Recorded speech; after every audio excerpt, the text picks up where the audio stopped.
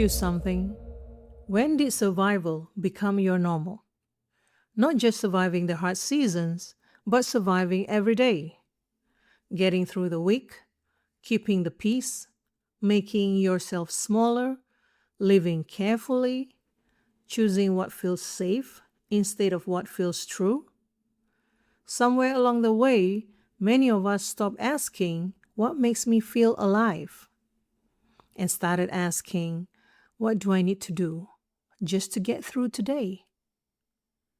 Survival can keep us alive, but it was never meant to become our identity.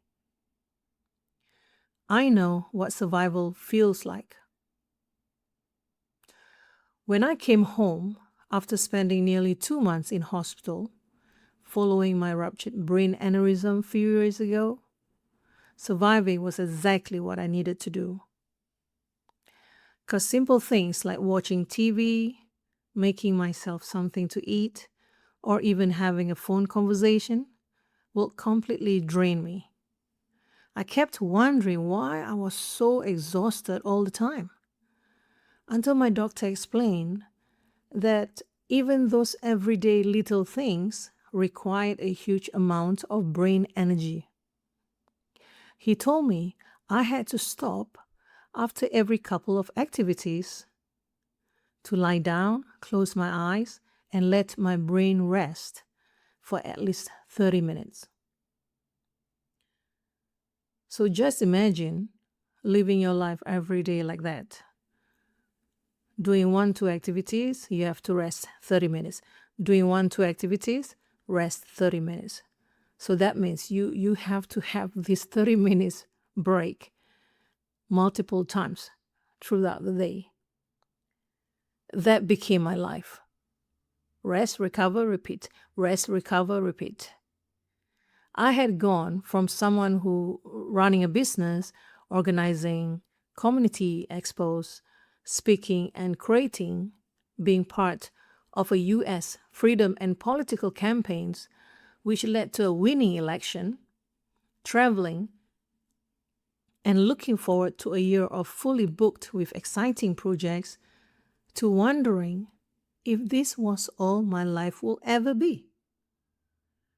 Will my brain ever work the same again? Will I ever create again? Will I ever feel like me again? The hardest part wasn't even what had happened to my brain. The hardest part was feeling like I had lost myself. People looked at me and thought I was fine because brain injury is invisible. But inside me, I was grieving. I wasn't the same person anymore. And honestly, I felt incredibly alone. During that season, I started lighting a candle every day. At first, it wasn't a ritual. I just found myself drawn to that little flame. I would sit quietly, staring at it, trying to make sense of everything that had happened, wondering if my brain will ever work the same again, wondering if I will ever create again, wondering if the vibrant version of me was gone forever. One day, while sitting there with that candle burning in front of me, I began researching more about ruptured brain aneurysm. I was just trying to understand more of what had happened to me. That's when I discovered that more than half of the people who experienced what I did never made it through the first 24 hours. It stopped me in my tracks. I realized, oh my God, I'm still here. Then something else came back to me.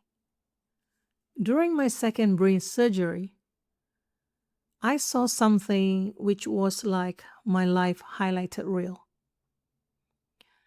It came in like in 3 separate episodes. One when I was a little girl. Second was what looked like in my 20s, during those days when I was partying hard. And the third one was what looked like during the year I was building Strive and Thrive, the online platform to raise awareness of suicide prevention. Then followed by this powerful white light explosion, and I heard a commanding voice say, "Remember your job." At the time, I didn't understand what those words meant. What do you mean, remember my job? What's my job? I keep asking myself. But now they landed differently. It was as though life was asking me, you survived. You've got another chance in life. So now what are you going to do with the life, or shall I say, the new lease you've been given? The truth is, I didn't have the answer yet. But for the first time, I wanted to find out. Because I keep telling myself there must be a reason why I'm still here. However, that didn't magically heal me. I still carried hurt. Because, it takes time for healing. I was still disappointed by some people, how they treated me back then. Part of me wanted to stay hidden because hiding felt safe. Somewhere along the way, survival had stopped being a season and quietly become my identity.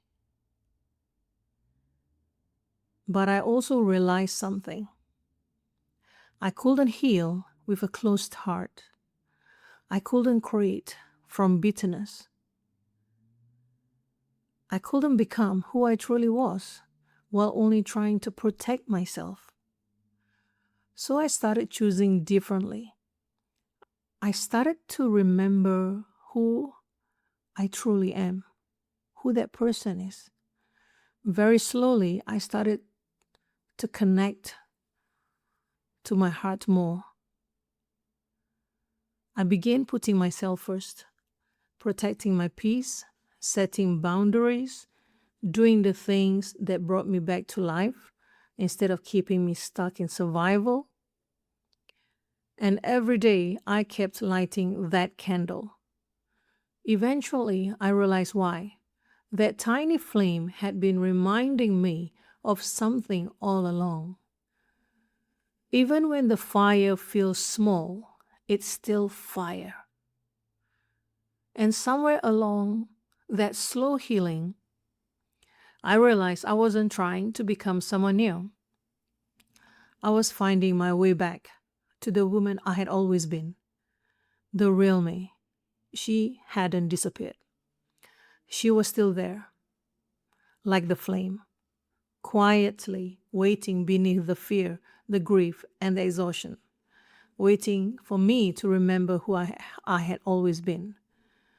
One day I realized the part of me that dreamt, the part of me that felt curious, the part of me that wanted to create, that wanted to make a difference. She never disappeared. She was simply waiting for me to stop surviving, to stop hiding long enough to hear her again, long enough to feel her again. Maybe that's true for you too. Maybe the life you've been longing for isn't waiting somewhere in the future. Maybe it's waiting behind the fear, behind the habits, behind the version of yourself that learned to settle for less. Because you were not made just to survive. You were made to create, to love, to explore, to laugh, to take up space, to become fully yourself, to live. And maybe that's exactly what you've been remembering all along.